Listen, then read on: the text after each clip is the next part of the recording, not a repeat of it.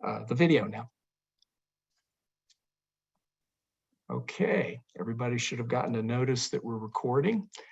So again, welcome to West Virginia River's informational session on advocating close to home. We're going to help you build some tools to learn to use your story to build legislative relationships. This webinar will give you some tools to be able to set and hold a meeting with your delegate and state senator about issues important to you in the upcoming legislative session. I'm Mike Jones with West Virginia Rivers Coalition. In the next hour, we hope to share with you some of the ways you can let legislators know your priorities and concerns for clean water, for climate response, for welcoming public lands, and for issues in the Ohio River Valley. First of all, we do have a couple of housekeeping matters. We welcome your participation. There will be time at the end for questions and answers and some conversations.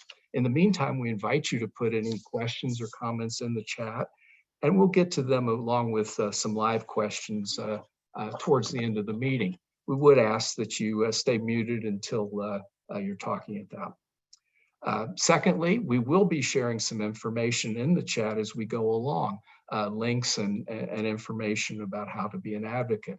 But we're also going to send you the same information after the event, and this recording will be available. So we will make sure you have all the information you need. We will support you along the way in this process. Lastly, as a nonprofit, we're in what's called a 60-day blackout period before an election. So we cannot and will not mention any specific legislation or any specific legislators or candidates. We invite your general questions and comments, but remember, we cannot discuss specific legislation or specific persons. What we will be sharing, and what we hope will be helpful to you, is what we think are some good practices to empower you to be advocates on the issues you care about most.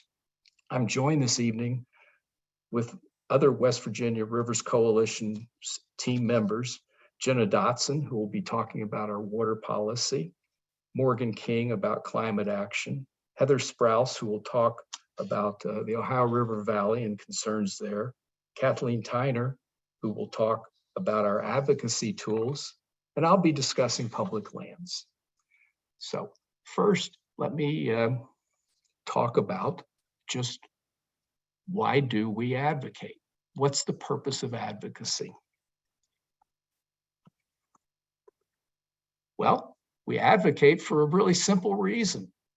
We have elected officials and we want them to know our opinions. Here in West Virginia, in the legislature, we have delegates, there's 100 of those, and we have senators, there's about 33 of those. Starting with this legislative session that's upcoming, we have single member districts. So everybody will have one delegate and one senator that represents you in the West Virginia legislature. And what we want to do in advocacy is influence the legislators' decisions on pending bills. That's what it's all about. They are going to decide legislation, and we want them to know what we think about it. We want them to pass bills that we think are good bills. I mean, that's pretty obvious. We want them to support them. And the other side of that is there often comes bills that are perhaps detrimental or bad. So we want to stop bad bills. So I'm going to turn this over at this point to my colleague Jenna, and she'll talk about water policy. Good evening, everyone. My name is Jenna Dotson, and I'm the staff scientist here at West Virginia Rivers. And today I'm just going to touch on two of our many water policy areas. So the first water policy area is to defend above ground storage tank regulation. So the above ground storage tank was a bill that was passed in response to the 2014 water crisis, when one of those above ground storage tanks leaked the chemical MCHM into the Elk River, which is Charleston's drinking water source. I'm sure many of you are very familiar with that crisis. So this act was passed and requires an inventory and registration of above ground storage tanks across the state, the submittal of spill prevention response plans in case there was another spill, and also certified inspections of those tanks. So every year since the bill was passed, there's been an attempt to roll back those regulations that I just listed. So the past 2 years, we've been successful in blocking those rollbacks, largely due to folks like you all who engage with us and advocate about this issue. And we anticipate in the future that there will be more efforts to weaken the above ground storage tank regulations. So with your help, we hope to continue to defend those important regulations. A second water policy area is protecting public health from PFAS. There we go. And so PFAS, or per and polyfluoroalkyl substances, more commonly known as forever chemicals because they don't break down in natural conditions, are a group of toxic man-made chemicals that are used in many consumer products because they have really helpful stain-resistant, waterproof, and non-stick properties. So humans are primarily exposed to PFAS through our drinking water and through food. And exposure to these chemicals can have pretty severe health effects, some of which include various cancers such as kidney cancer, liver cancer, pancreatic cancer, just to name a few. So in West Virginia, PFAS have been detected in the untreated water at 67 water systems across the state. 37 of those water systems, the PFAS were at levels above the EPA's recently released health advisory. So currently a study is underway to test PFAS levels in the finished drinking water at those 37 systems. So what we're going to be advocating for to protect public health is to remove PFAS from our drinking water, to reduce the use of PFAS moving forward, and also to control releases of PFAS so we can stop it at the source. So I encourage you to sign up for our water policy update so you can be notified of engagement opportunities. Bring these issues up with your legislators, as we'll get into a bit later, to help us protect West Virginia's water and public health. And with that, I will turn it over to my colleague, Morgan. Thanks so much, Jenna. Good evening, everyone. My name is Morgan King, and I'm the Climate Campaign Coordinator at West Virginia Rivers. And at West Virginia Rivers, the broad priorities that we have when it comes to promoting climate action center around 3 themes. The first is emissions reduction that is in line with science-based targets that were set by the Intergovernmental Panel on Climate Change. The second is climate justice or environmental justice for communities that have borne the brunt of our pollution economy.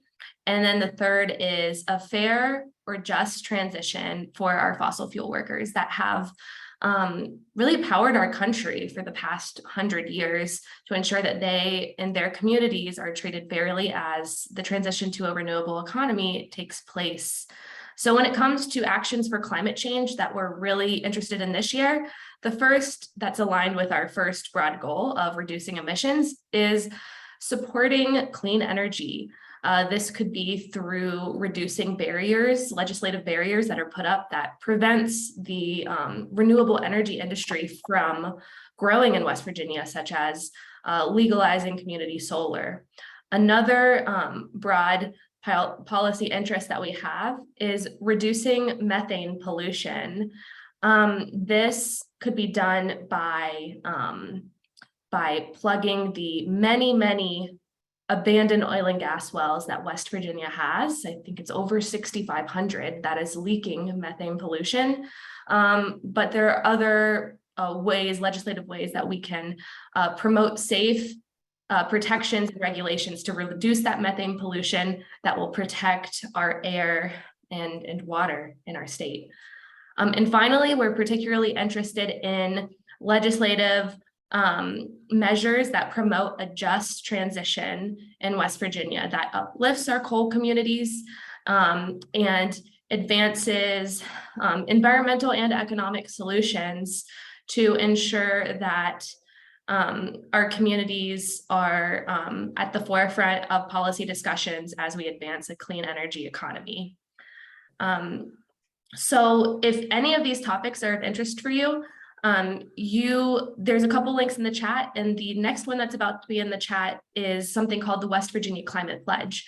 And if promoting climate solutions that center science, nature, and justice are a priority to you, then you can take the West Virginia Climate Pledge and you'll be updated on our different climate activities and ways that you can get involved in promoting climate action in our state. Now at this time, I'll go ahead and pass it back over to Mike. Thank you.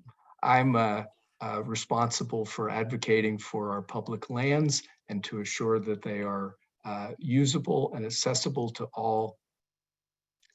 One of our concerns, of course, is the state parks. It has a mission of conservation and non-motorized recreation, and we want to continue that.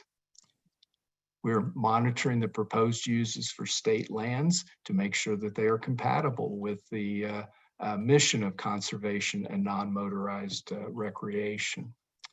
And we also want to make sure that there's sufficient funding for the state parks and state forest system in West Virginia to allow sufficient personnel and to assure that the time for backlog on maintenance and trail building and that sort of stuff can be done.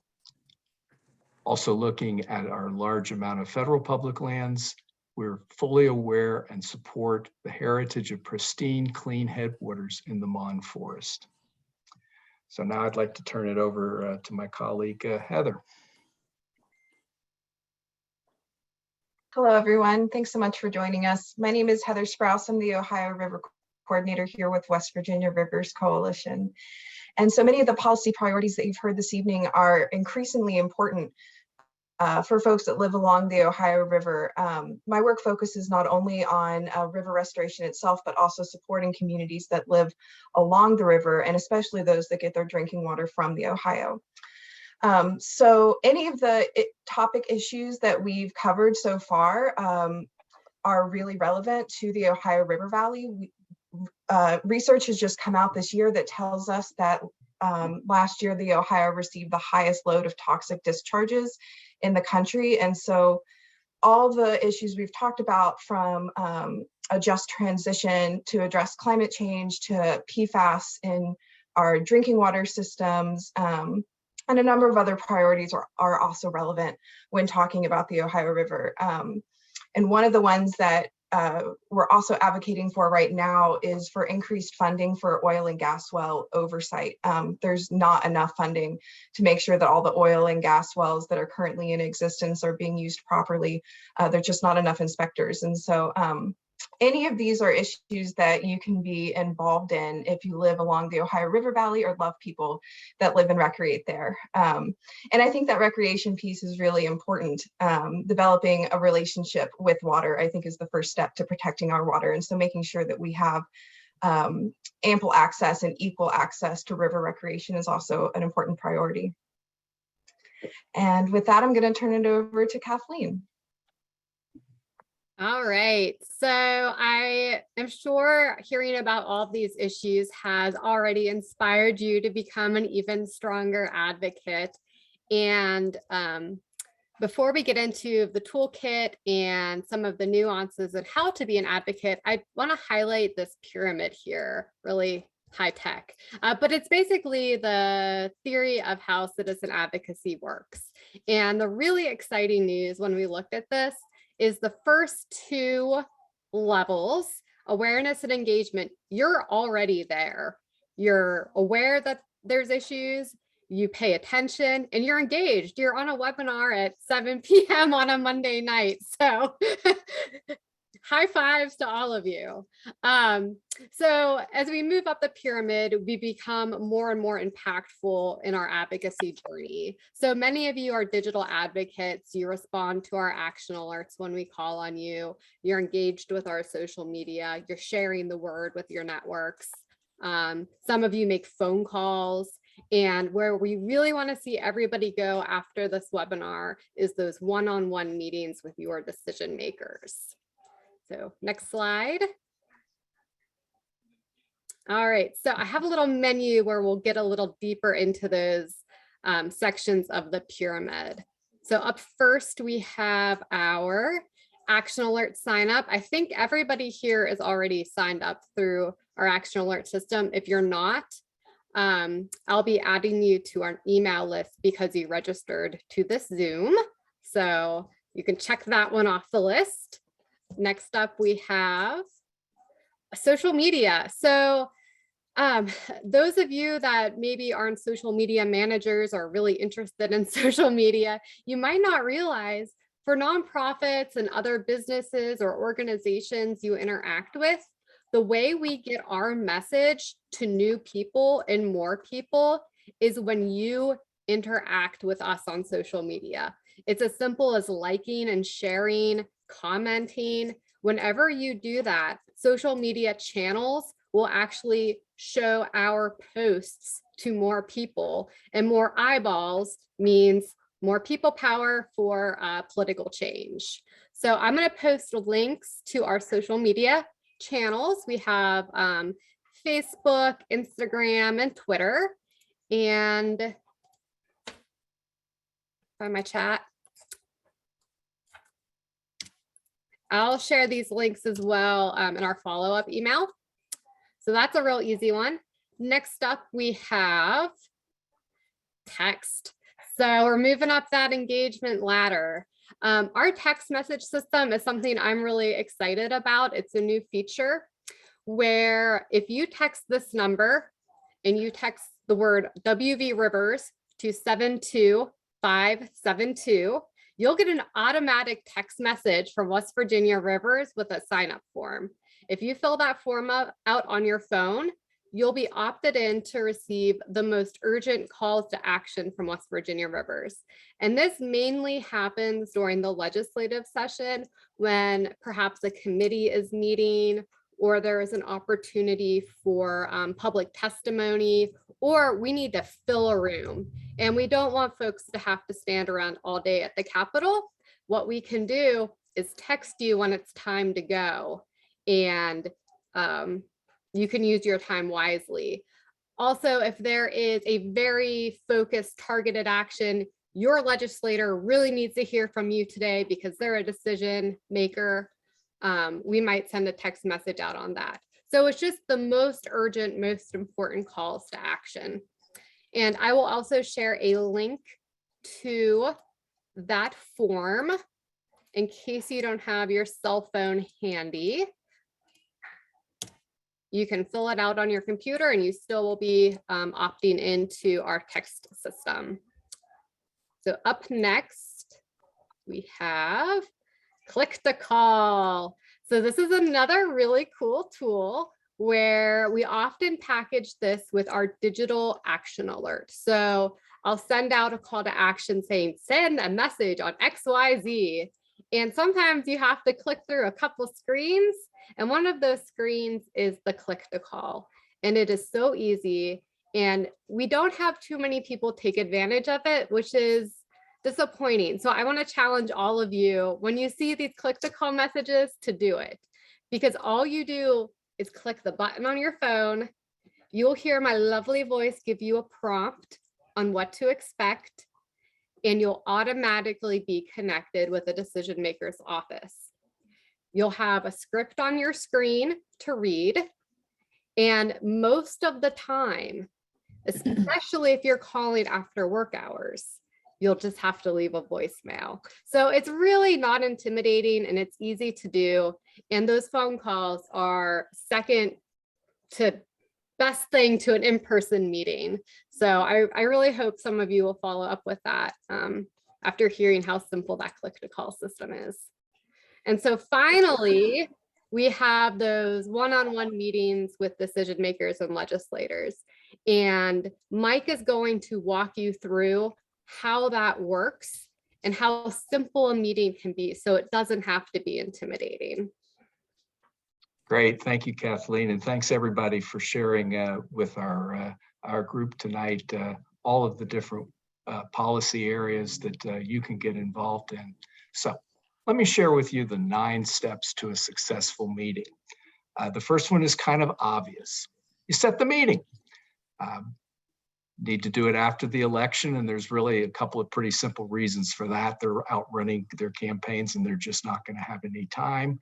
And also some new folks may get elected, so we want to make sure that you're connected to your current legislator. And we also want to be clear, personal meetings are a great thing. Sitting down at a coffee shop, their office, wherever you want to meet is a great way to do it. But a personal meeting can also include Zoom, or any type of video type of link if that's more comfortable and easier to arrange. Now, setting the meeting is kind of an important step, so I'm going to stop for a minute and really dive into that. First of all, you need to be persistent, but also always polite. Most delegates and most senators, unless they're in leadership, do not have a staff to do this. You'll be trying to track them down, to call them.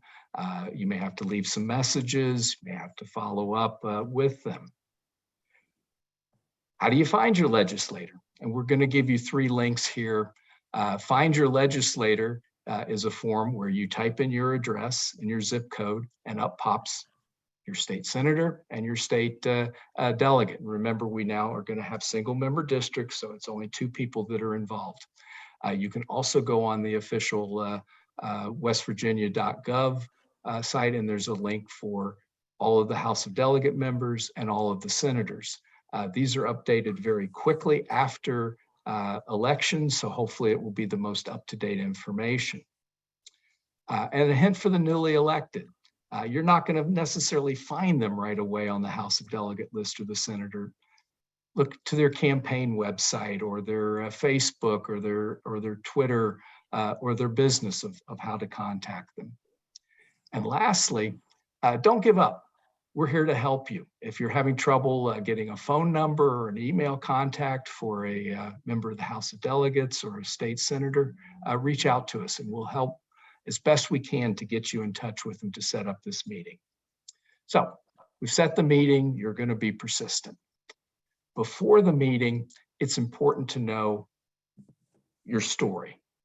What's your why? Why are you concerned about this particular policy? Why are you concerned about clean air or climate change or Ohio River Valley concerns or our wild and wonderful public lands? And you need to make it personal. You know, how you use them, how you're affected by climate change or how something could be better in your situation. So really spend the time and think through knowing your own story. When you get to the meeting, you know, it's kind of kindergarten rules, you know, be on time, be polite, all of those kinds of things that we're taught just to be. And also remember, you're just not going to have much time.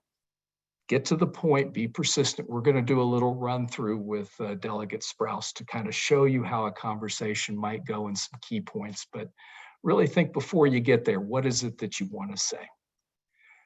And again, it goes back to your story.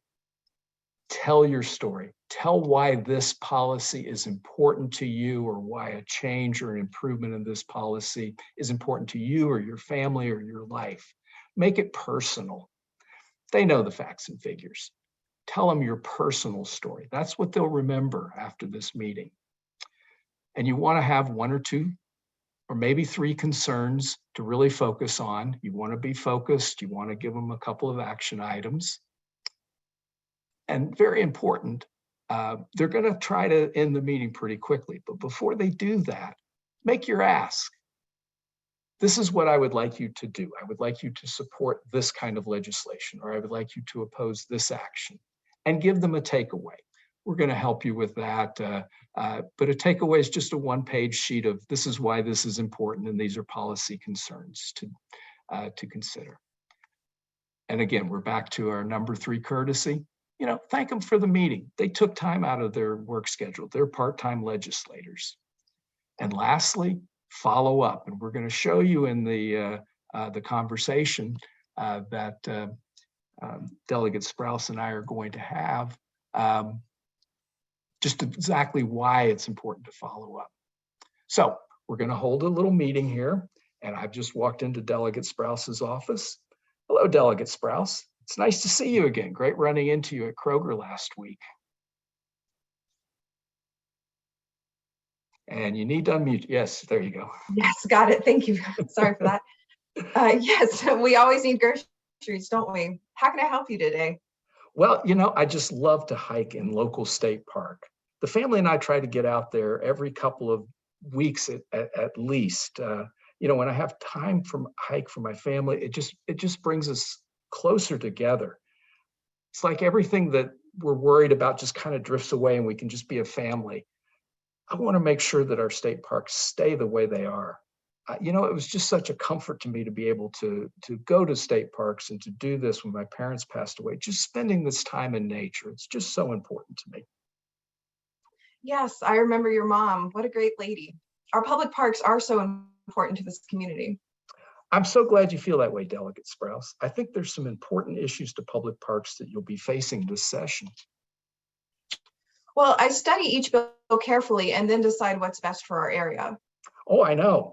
But there's three issues that just really concern me. First, I want to make sure that we keep our public parks quiet and free from ATVs. Secondly, I want to monitor how closely vendors set up things in the park and how they bring in businesses. I hope you will oppose any off-road vehicles in public parks and just keep a close eye and watch what is being allowed on our public lands. Do you know how many hikers used local state park last year? You know, I don't know that number, but I'll find it out for you and get back to you. What's the best way for me to get back in contact with you? Here's my card. Send me an email. I sure will. And lastly, I think our state parks need more funding for all the backlog of maintenance and the trail building that needs to be done, and more staff to ensure that we have a good experience. Can I count on your support for these three important issues? Well, like I said, I need to see specific legislation. Oh, I understand. May I contact you once some bills are filed? Oh, yes, that would be helpful. I'm always glad to meet with the local. Well, here's an information sheet about protecting our public lands. Again, thank you, Delegate Sprouse, for your time. It's that easy, and it really goes about that quickly, because that's about all the time that a delegate is going to give you. But in that time, we've covered a lot of ground. And so I want to kind of go over some of the highlights and reflections from our meeting with Delegate Sprouse. And thank you again, Delegate Sprouse. First of all, again, you don't have a lot of time, but do something to build a little rapport. I'd run into her at Kroger a week or so ago, and so I just kind of reminded her of that, and you know, that I am a local, I am a voter, that sort of thing. Right away got into the tell my story, why public lands are important to me, why I like to go to local state park, why I want it protected, why I want to keep it the way it is. I made it personal, I made it a story. And then keep focused on what you want. Delegates are going to try to, and senators are going to try to get you a little off, or just, but you know, you may have to return to an issue if they ask a side question. But the side questions are critical. Welcome those questions if you don't know the answer. That's a guaranteed second contact with them. If you don't know, just say it. You know, I don't know, but I will find out for you and I'll get back to you. And then you've got a built-in second meeting. And give them a takeaway and ask for other times to contact. So hopefully you saw all of that in our little vignette. So let me focus for just a couple of minutes on the follow-up after the meeting. You know, it's just kind of common courtesy. Send them an email, thank them. Try to get it out that day, the next day, if at all possible. Just thank you for meeting with me, letting me express my concerns about public lands, just that kind of thing. Hopefully they've asked you a question you don't know the answer to. Remember to respond to that question. Try to do that within a week or so. And we're here as a resource for you. If you really don't know the answer, contact us and we'll be happy to do our best to help get you some information. Always look for an opportunity to follow up, especially during the session. And we'll talk a little bit about some advocacy type of things at that. We are happy to meet with you at the Capitol, show you around. There is a environmental day, E-Day at the Capitol. That's February 28th. Many of us will be there and we would like to hopefully see you there as well. And again, for these follow-up opportunities during the session, reach out, because we're all here to help you make a successful meeting with your, the emphasis is on your elected delegate and your elected senator. And if you see them at Kroger, hey, it's great to see you again. I just want to remind you how important public lands are to me. Just take any advantage you can get to kind of continue to drive home that message.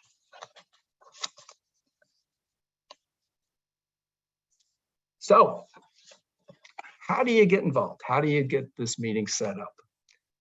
Kathleen's going to put a link up in the chat of a form. It may already be in there. She's usually ahead of me, so that's good. So we're just going to take a minute. Please fill out the form. Tell us how you want to get involved. Hit the submit button, and we'll have that information. So I'm going to give everybody a couple of seconds to do that.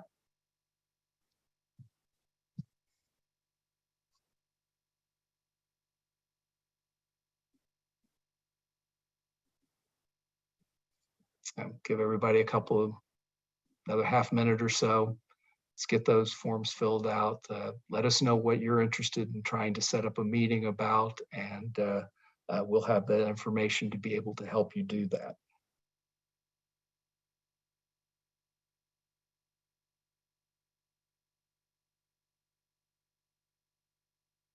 And again, the link is in chat, so you can do it as we continue to talk. It also will be provided as a link in the information that we send out to you after this meeting. So please, please, please fill that out. It's important so we can help you actually go to the top level of the pyramid and have a one-on-one meeting with, it's your delegate, your state senator. And so at this point, I'm going to stop sharing. And I'm incredibly happy that so many people are here and have attended. I'm going to check the message board as well, but I will open it up to questions or comments or feedback, anything that you can do. I would ask, just to kind of keep it a little organized, if you could raise your hand. There's a little button to click that. And you should be able to let us know. Let's see what we've got in here. We've got the how to advocate, see if there's any questions here so far. See if anybody's got their hand up.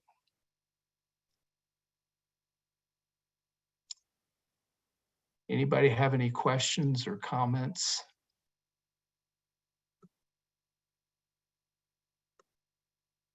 Well, you guys are all pros now at this point.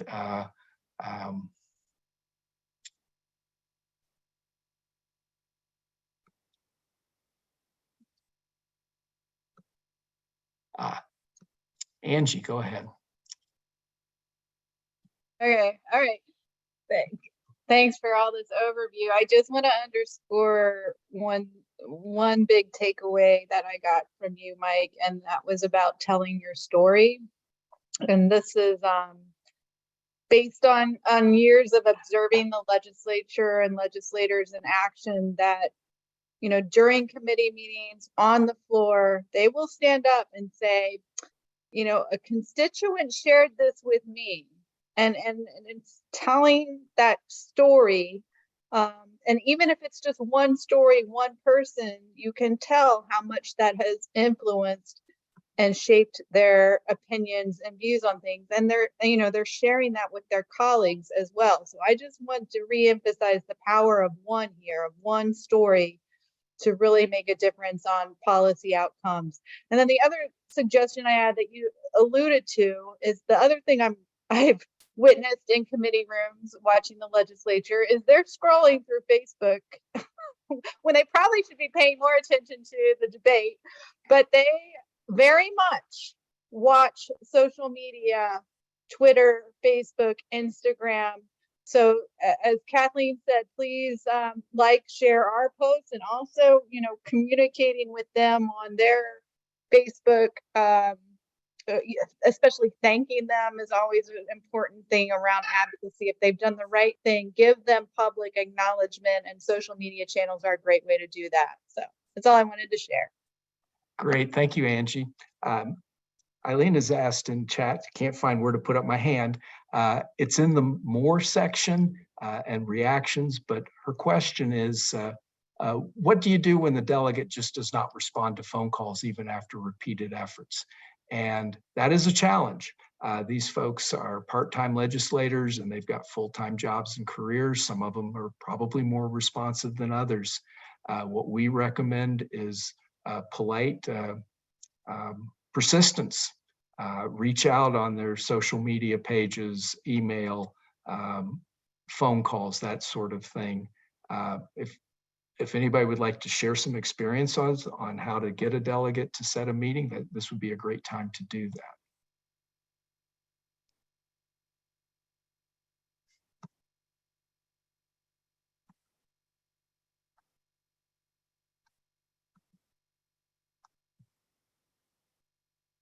And if you're more comfortable, just put your questions in chat and we'll read them that way.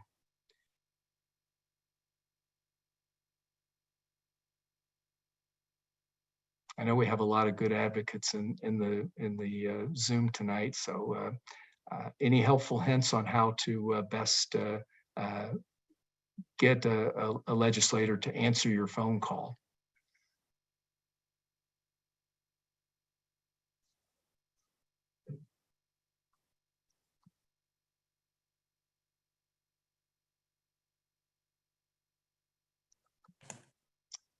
Linda, go ahead. Hey, Mike. Hey, everybody. Linda.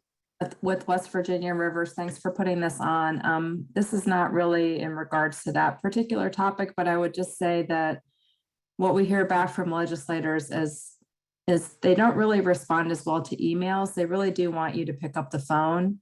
And you might not get them, but if you get their voicemail, leave a voicemail, a polite voicemail with your contact information.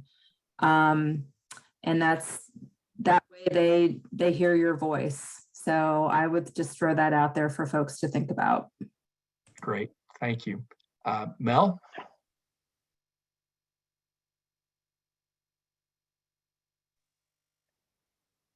I Go. would, There she is. I have a, can you hear me? Yes. Okay, great.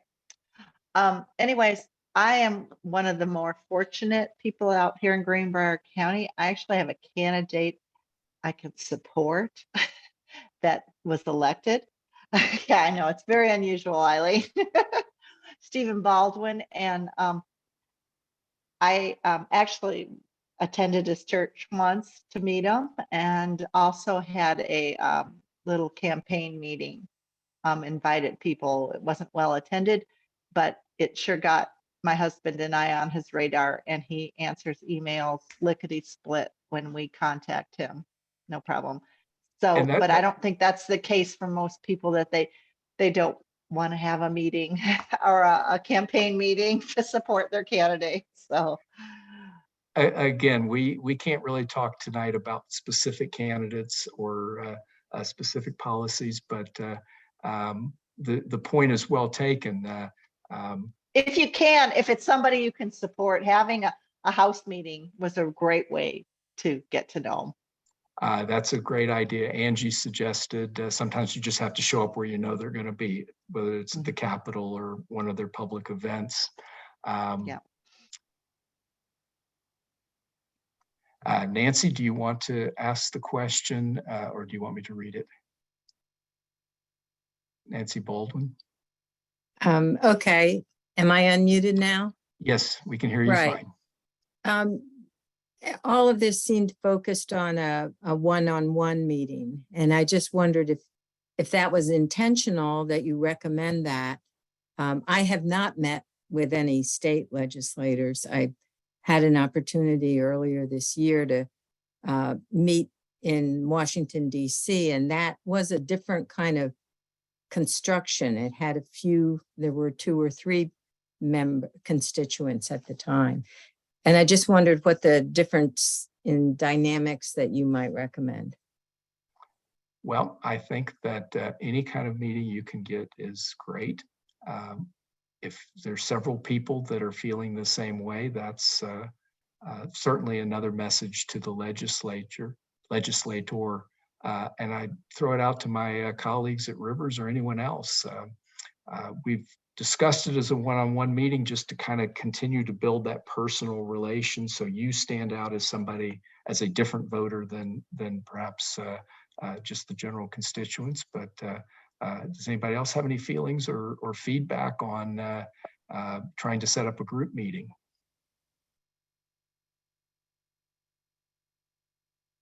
I can speak to that a little bit.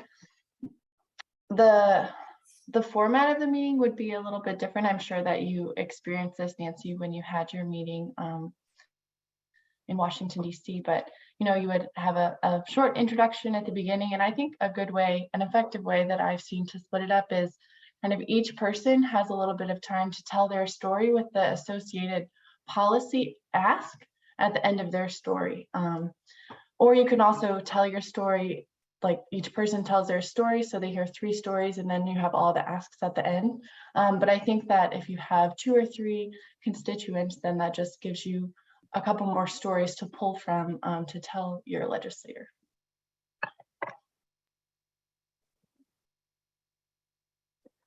Right, and just following up, and I am a total novice at this, so it just so happened I was there in Washington, and so it was interesting to me to observe that. The one other thing they recommended was, to build in a thanking them, find something that you could be appreciative about, something that they support, that you support. So that was part of the establishing rapport, and perhaps giving a little bit more about yourself in terms of your connection to community and other groups you belong to, or if you were representing a group, or memberships within the community. I think Nancy had an excellent point. We kind of broke the ice, Delegate Sprouse and I, with the oh, I saw you at Publix, but you may not have seen her at Publix. You may be, thank you for your vote on XYZ, or thank you for supporting, Project Q.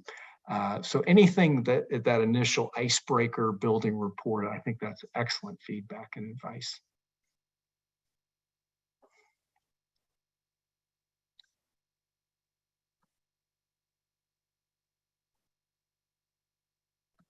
Any other questions or comments? Kathleen, can you put back up on the link to sign up, the form to sign up to be an advocate, and give you all a chance to that.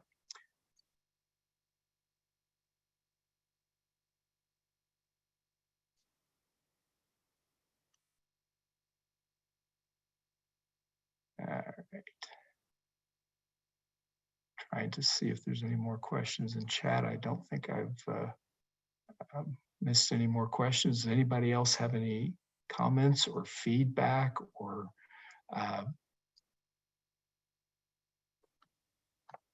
times that you've met with a representative, what your experience has been like? Melissa.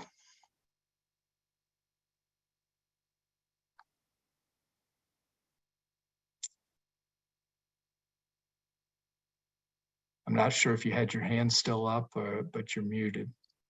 Sorry. There you are. It seems really easy to get discouraged with politicians and point the blame at them, or anger. I don't know. I've kind of gone past that, and it helps me to work with them, because I don't know what it's like to be a public official. I really don't. And they're really just one avenue for change. They're not our only change. And I call, even though I don't think a representative at the state level or even our federal level is going to be sympathetic to my cause, I will call them anyways. I will contact them anyways, because they cannot say then that nobody called me and told me this. And so I just think it's just important to not get so finger pointing and discouraged, at least tell them what you think in a kind way. And then you can at least feel that you did something. But I don't necessarily say, well, that person isn't going to be sympathetic to my needs. I'm not going to talk to them about it. I'm not going to contact them. In fact, I think I contact them more. Shelley Moore Capito. She's very, not exactly. Again, we're in- not in- talking about any specific candidates Okay. tonight. And I will remind everybody of that.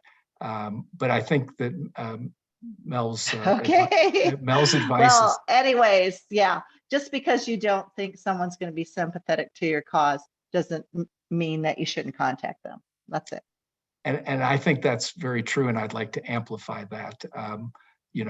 They are your representative. They are your delegate. They are your senator. Even if they're against you on an issue, they need to hear that some of their constituents don't feel the same way. And I think that's a very important message to give, Mel, and I appreciate you adding that as well. Angie added in the chat that it's always a good idea to start the meeting with something you can thank them for, and a way to stay, to personalize it, to let them know. We always recommend in our advocacy, and I hope it was very clear in my 9 points, being polite will get you a lot further. You're not necessarily going to get an agreement. We kind of wrote the script that the delegate was kind of non-committal, but you just kind of keep going back to it. Well, can I contact you again? I'll answer your question. How do I contact you? So that's always a good way to do it, and always be polite and let them know if they don't agree with you, that there are people that don't agree with them. Robert added an old axiom, you apply, let them deny. Always state your hopes and expectations. That is very true.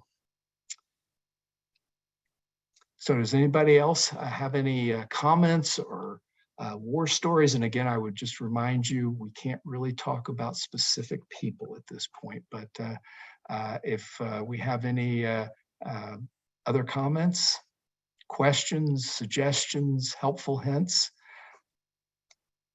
Oren, welcome.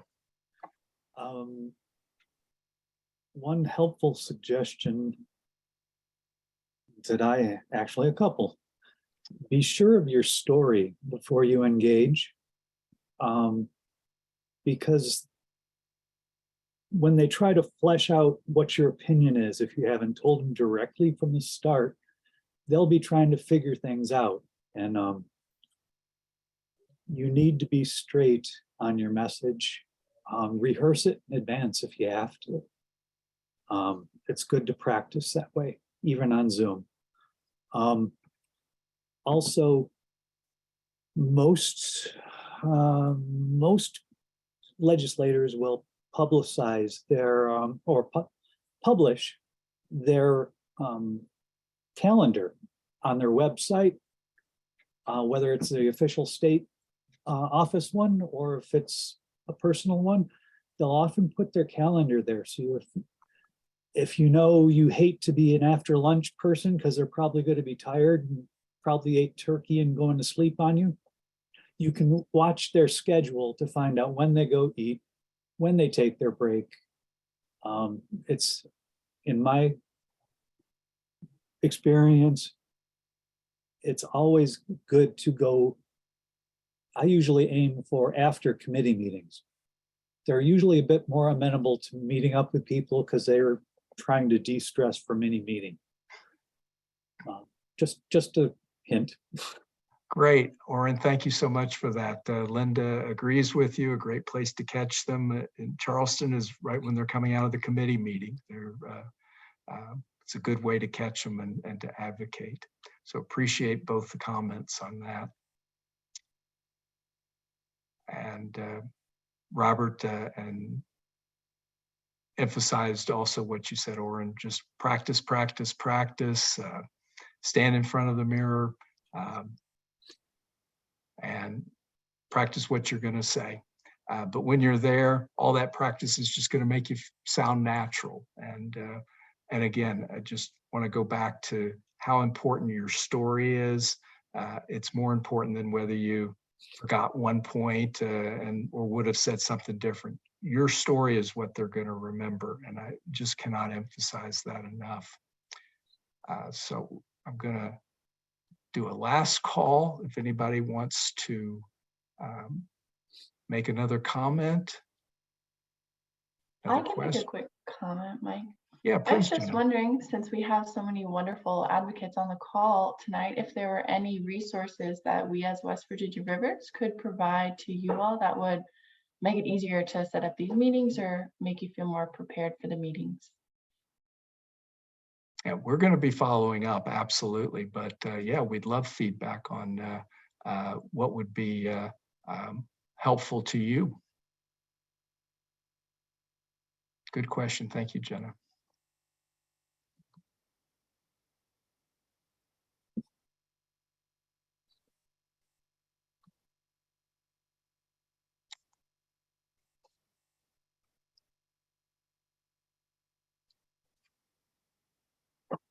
Well, folks, you've given us an hour.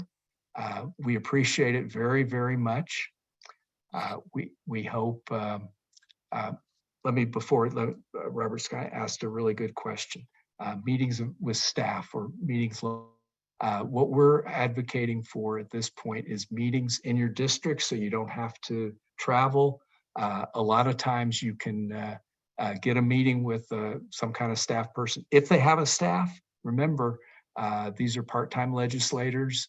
They don't have full-time staff, but anything we can do. Oh, meeting with West Virginia River staff. Yeah, reach out to us. We're happy to help you. We're going to follow up with the folks that are here tonight. I'm sorry, I misunderstood your question. We're going to be reaching out with you with resources, encouragement, and we are all here and as a resource to help you if you're having trouble setting the meeting or to know what to say or any of that type of stuff. We have the simplest email addresses, first initial, last name at wvrivers.org, mjones@wvrivers.org. I'll forward it to the right person. So again, I'd like to thank everybody for being here, for all of this wonderful questions and things that you've added to our conversation. We do our best to keep everybody informed. We have so many advocacy tools, but our best advocacy tool is the person that's willing to pick up the phone and willing to sit down and politely keep after a legislator until they're willing to get in touch with us. Jenna has posted our staff page for all the contact information. Everybody's contact is first initial, last name. So it's very easy. And again, we appreciate it. We appreciate the kind comments that are coming on in the chat. We appreciate them very much. Let me tell you what happens now. We will be in touch with you as a follow-up. We'll give you all of the links that were posted during the presentation. This presentation is being and has been recorded. We will have that link available for you to continue to advocate. We're going to provide you, depending on whether you're interested in talking about public lands or water policy or climate change and climate action or all of those problems in the Ohio River Valley. And the special needs of the Ohio River Valley. Will provide you with those talking points and we'll give you whatever assistance we possibly can to set up these meetings and to have successful meetings and to continue to build that personal advocating close to home relationship with your legislator, because whether you vote for them or not, they're there to represent you and to hear what you have to say. And so we encourage you to do that. And again, we thank you very much for your time in attending this presentation. I hope it's been helpful to you. Reach out to any of us. We're happy to keep going and to help you however we can. So you will get some follow-up from us, but feel free to reach out to any of us. And you all have a great evening, and thanks for joining us.